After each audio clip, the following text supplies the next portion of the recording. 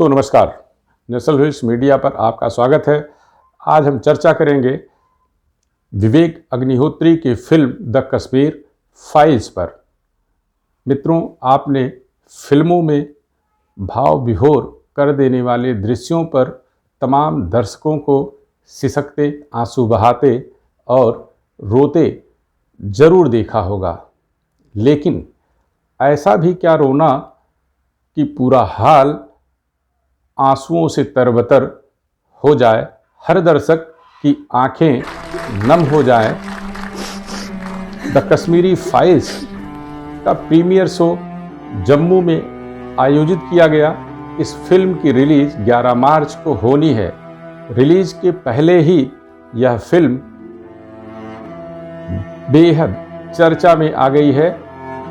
वजह केवल यह है कि प्रीमियर शो देखने के दौरान कश्मीरी पंडित जितने भी वहां सिनेमा हॉल में जुटे थे, सबकी आंखें आंसुओं से तरबतर हो गई।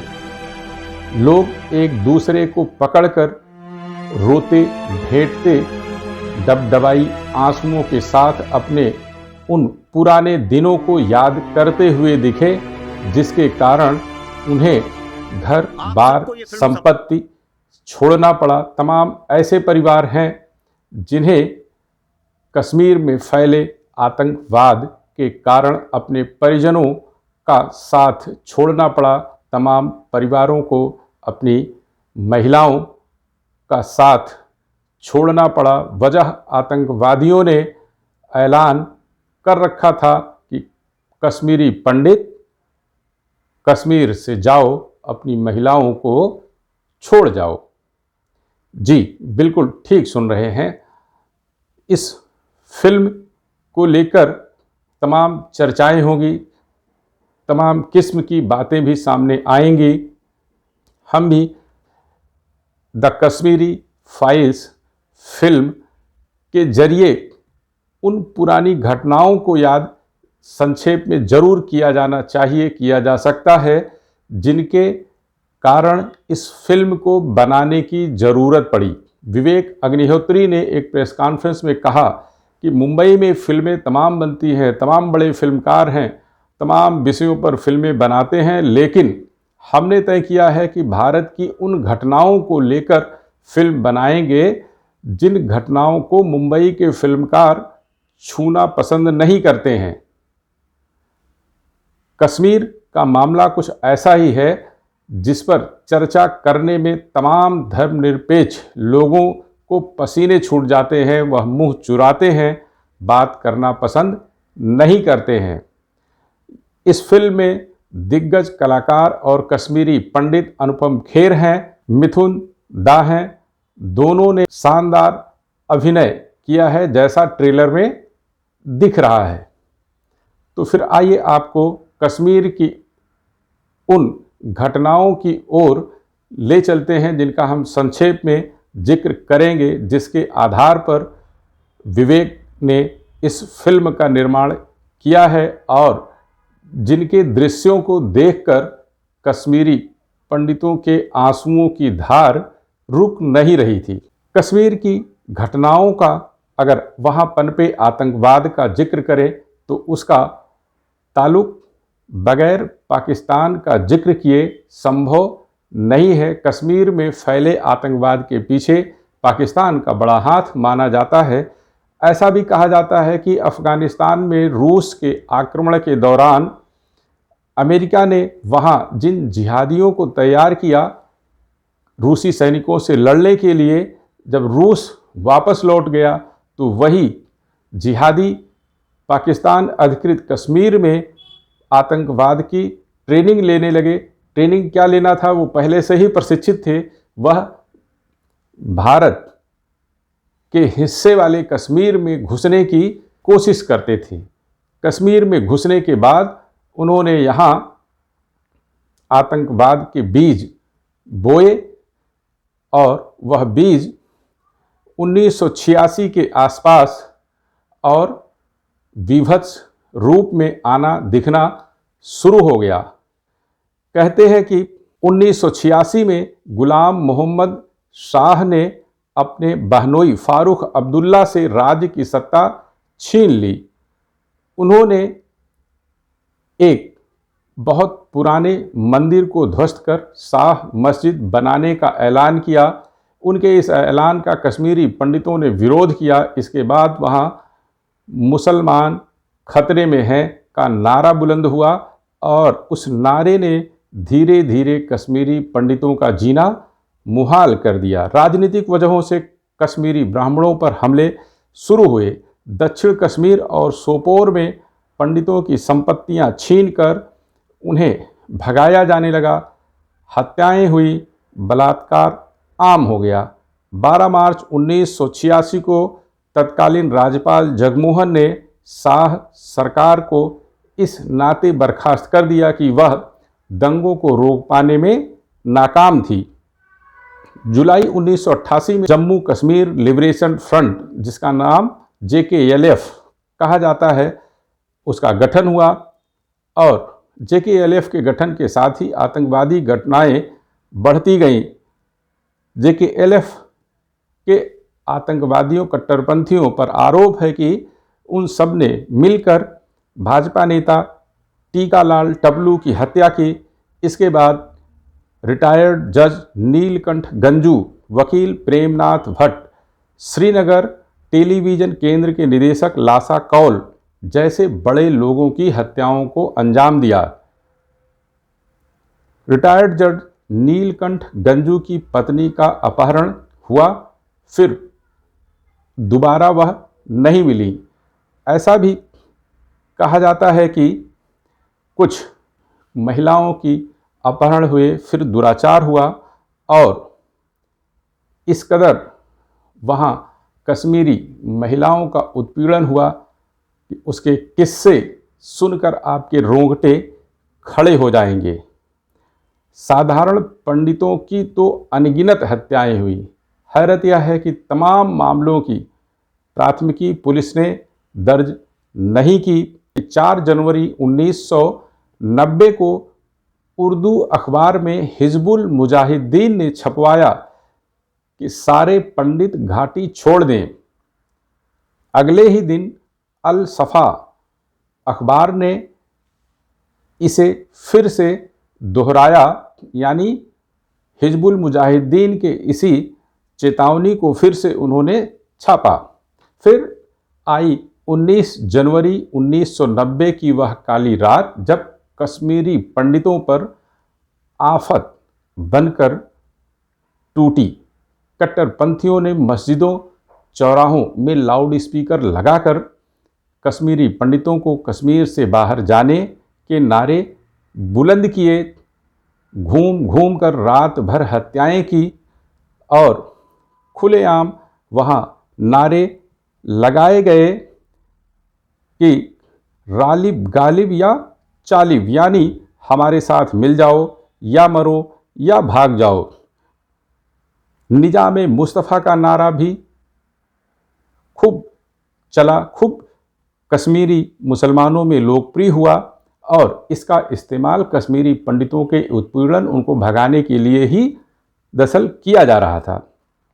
एक नारा और चला जिसे सुनकर आप समझ सकते हैं कि कश्मीरी पंडितों पर क्या गुजरी होगी, कट्टरपंथियों ने कितना दहशत फैलाया होगा, कितना मानसिक उत्पीड़न किया होगा, कितनी चोट, संवेदनाओं को कितना चोटिल किया होगा, किस कदर कश्मीरी पंडित मर्माहत हुए होंगे। यह नारा था अस गछ पाकिस्तान बटे रोवस्ता बटनो शान, यानी हमें पाकिस्तान चाहिए, कश्मीरी पंडितों के बगैर चाहिए, परंतु उनकी औरतों के साथ चाहिए। मस्जिदों से बुलंद किए गए नारे में भी यह नारे शामिल किए गए थे कि कश्मीरी पंडितों भाग जाओ, लेकिन अपनी औरतों को छोड़ जाओ। एक रोचक मामला यह भी है कि उस दौरान जब 1990 में कश्मीरी पंडितों को भगाया गया। अनुमान है कि करीब 5 लाख कश्मीरी पंडितों को अपने ही देश में एक राज्य के कट्टरपंथियों के कारण बेदखल होना पड़ा।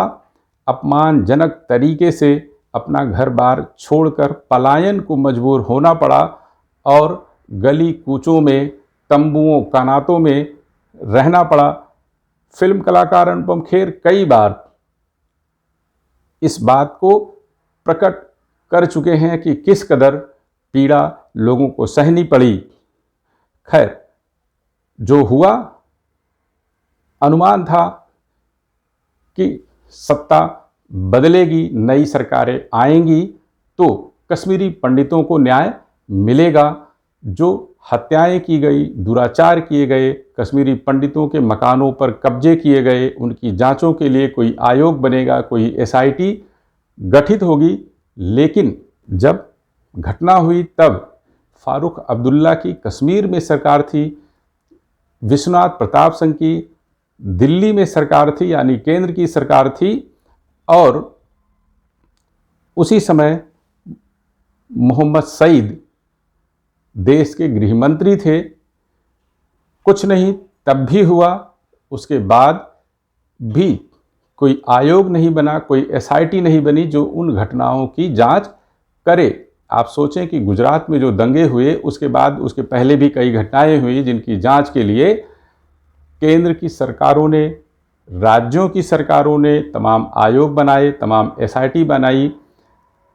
जो दोषी मिले उनके खिलाफ कार्रवाई हुई, जांच हुई। लेकिन कश्मीरी पंडितों के भगाए जाने के मामले में अनुमान है करीब 300 हत्याएं की गई थीं और बलात्कार के अनगिनत मामले थे। लेकिन किसी भी मामले में कोई जांच नहीं हुई।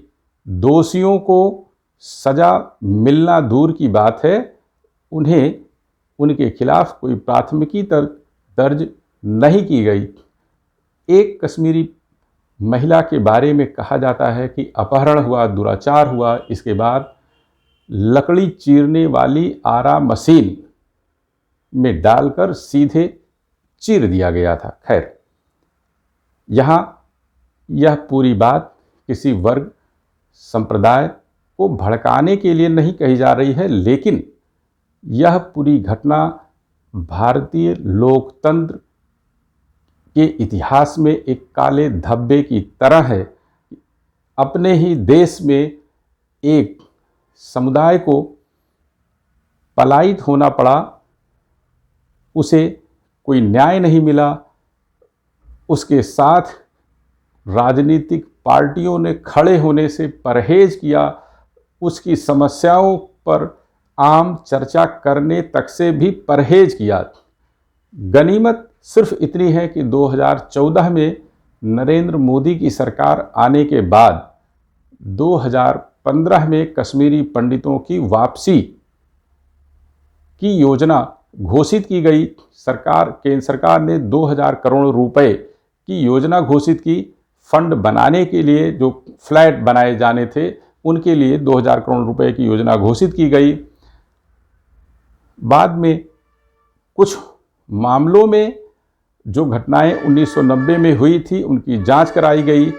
कुछ एक मामलों में दोषियों के खिलाफ कार्रवाई हुई, पुलिस ने जांच की और उसमें कुछ मामलों में दोषी जो जिंदा हैं पकड़कर जेलों में डाले गए।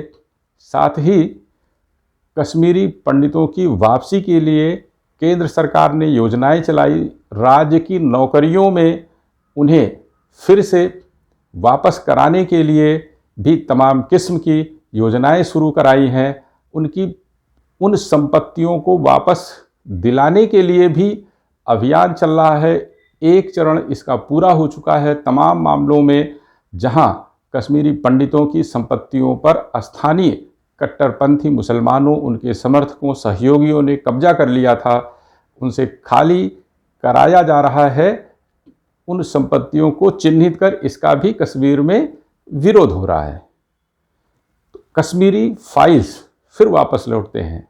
द कश्मीरी फाइल्स इसलिए महत्वपूर्ण है कि यह देश की एक ऐसी घटना पर आधारित फिल्म है जिसे देखना, जिसे समझना आपके लिए, मैं तो कहूँगा कि जो भी राष्ट्रवादी लोग हैं, राष्ट्रवाद में जिन्हें भरोसा है, जिन्हें अपने राष्ट्र से, अपने देश से, अपने लोगों से, अपने लोग से प्रेम है, उन्हें यह फिल्म ज़रूर एक बार देखनी चाहिए। हालांकि मुंबई हाई कोर्ट में इस फिल्म का प्रदर्शन रोके जाने के लिए याचिका दाखिल की गई है।